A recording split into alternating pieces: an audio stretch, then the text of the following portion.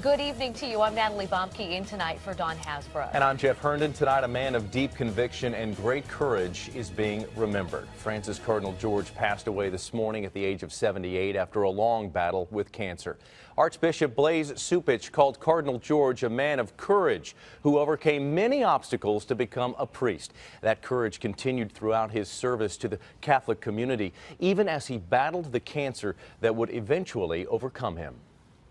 Here in Chicago, the Cardinal visited every corner of the Archdiocese, talking with the faithful and bringing kindness to every interaction.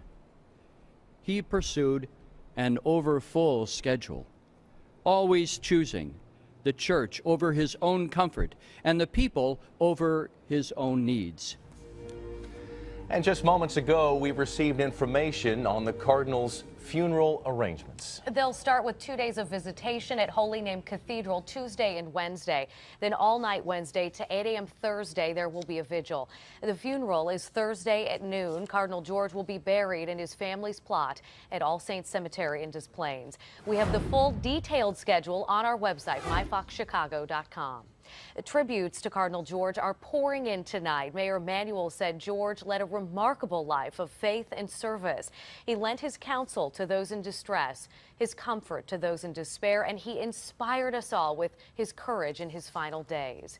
There was similar praise for the Cardinal from the aldermen, the governor, and other elected officials. But it is not all praise. SNAP, the survivors network of those abused by priests, offered sympathy to Chicago's Catholics, but also offered a critical reminder of the tragedy of sex abuse within the church. They said, quote, "We do not know how many children would not have had their innocence shattered by Father Dan McCormick and other predator priests if George had done the right thing. We hope the lessons learned will be passed to George's successors." Service is taking place tonight at Holy Name and St. Paschal, among others. St. Paschal is where Cardinal George began his life of service at the church. And Alexa Helms is there tonight as the parish paid tribute to the church's favorite son. Alexa. Natalie, as you said, Cardinal George was actually ordained into priesthood right here at this very church. So it's a very special place for him. And of course, the parishioners who come here, take a look right here. There is a brick actually in his name. And of course, he'll be remembered all throughout Chicago. But of course, he'll always have his memory here. The death of Cardinal Francis George, even though unavoidable, come to all of us as shocking news. A community in mourning after the loss of Cardinal Francis George. He was a very warm man. He always spoke really well to the students and young people who really respected him. And yeah, we miss him a lot. Parishioners all around Chicago went to Mass and special prayer vigils in honor of the Cardinal's life. It was an awesome experience. I didn't ever expect to meet him, and it was great that we were able to. Very kind man. I was lucky to have that opportunity. Many of those who met him say they knew they were in the presence of a special holy man. He will be missed by all of us. My only regret was he did not get to enjoy a very long retirement. I wish he could have retired as he wanted to before he became sick. And even strangers say Cardinal George touched their lives in some way. He was a staple in Chicago for so long. It's sad to see him go. Like you can see, many parishioners, of course, all around Chicago and nationwide will be missing Cardinal George, but of course he will always be remembered. Natalie, back to you. Thank you, Alexa. Cardinal George guided the church through some of the most controversial issues in modern times, from clerical sexual abuse to contraception. Dane Placco looks at the legacy the Cardinal leaves behind. Come on, Father. Thank you very much. Good to be here. It was a homecoming for Francis Eugene George, who in 1997 became the first Chicagoan ever named to head Chicago's massive archdiocese. George was born in 1937 and grew up with his working-class family on the Northwest Side, a member of the St. Paschal Parish. George contracted polio when he was 13, the effects still evident much later in life. His sister says George expressed interest in becoming a priest at a very early age. He would have this mass in the bedroom, the fake mass, and he'd light the candles. And then we had a fire, start of a fire, and then my mother said, well, we couldn't light candles anymore. After being ordained in 1963, George taught philosophy at a succession of Catholic colleges and along the way earned a master's and a PhD.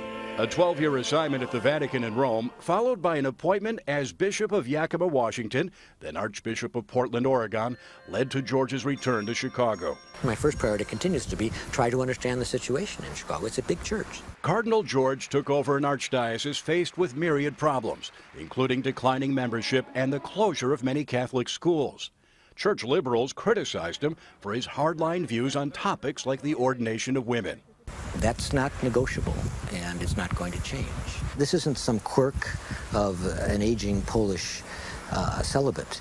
This is the Catholic faith. It's a faith Cardinal George tried to put into practice every day, tirelessly visiting parishes throughout the archdiocese, reaching out to young people with the annual Theology on Tap gathering, and ministering to prison and jail inmates. Amen. The priest sex abuse scandal continued to rock the Chicago Archdiocese during the Cardinal's tenure, which settled multiple lawsuits for millions of dollars.